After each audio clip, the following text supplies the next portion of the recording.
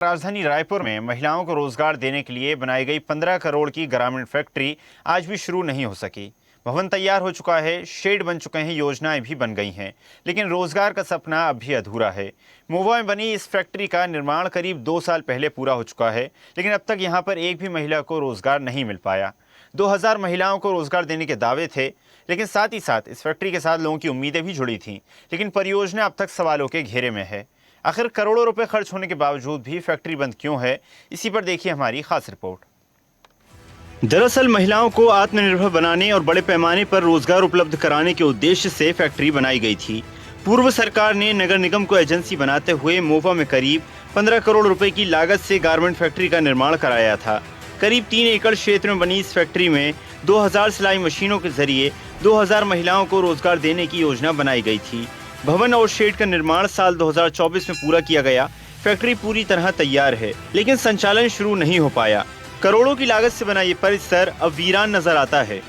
15 करोड़ रुपए की लागत से महिलाओं को सशक्त हो, राजधानी रायपुर की महिलाएं सशक्त हो, समृद्ध हो और उन्हें रोजगार मिले, महिलाओं के आत्मनिर्भर बने, इसलिए 15 करोड़ की लागत से पूरा ये गारमेंट फैक्ट्री परियोजना की शुरुआत पूर्ववर्ती सरकार ने की थी।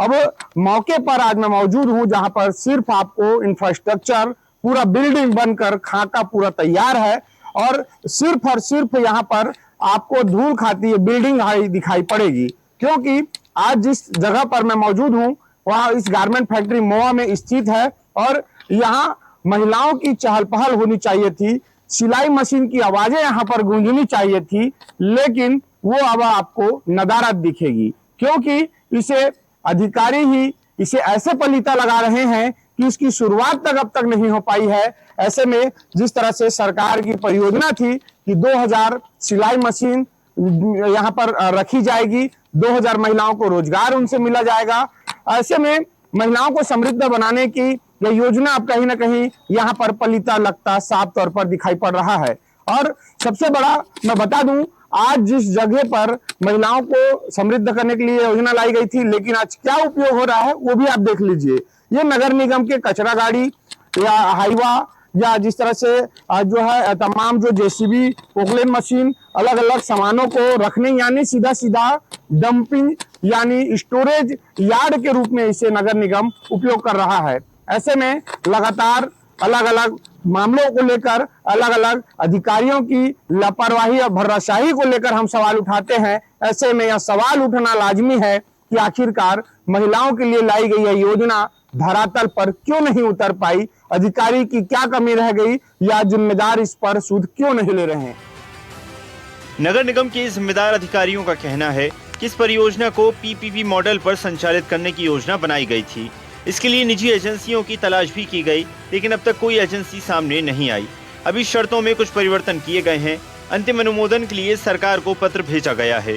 वहीं निगम नेता प्रतिपक्ष आकाश तिवारी ने नगर निगम की सरकार पर गंभीर आरोप लगाए। उन्होंने कहा कि महापौर महिला होकर भी महिलाओं का दर्द नहीं समझती। जल्दी इस पर फैसला लेना जरूरी है।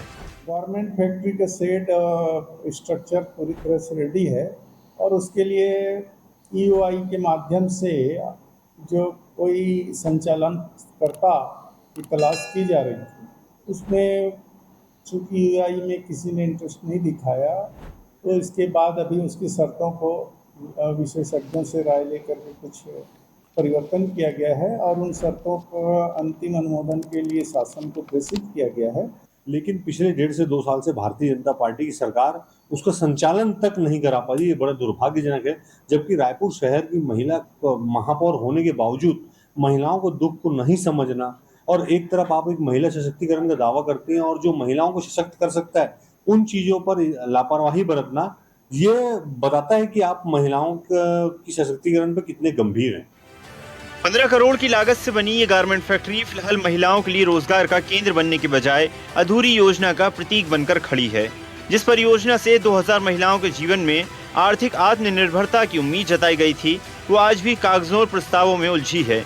सवाल ये है कि जब भवन पूरी तरह तैयार है तो आखिर संचालन शुरू करने में इतनी देरी क्यों हो रही है और कब तक महिलाएं रोजगार के इन वादों के हकीकत में बदलने का इंतजार करेंगी। अब निगाहें शासन और नगर निगम पर हैं कि आखिर बंद पड़ी फैक्ट्री के दरवाजे महिलाओं के लिए कब खुलेंगे। स्वदेश न्यूज के लिए रायपुर से हिमांशु पटेल की रिपोर्ट। और ऐसी ही ताजा खबरों के लिए लाइक, फॉलो और यूट्यूब पर सब्सक्राइब कर बेल आइकन जरूर दबाइए और हर अपडेट के लिए विजिट कीजिए स्वदेशलाइव.com।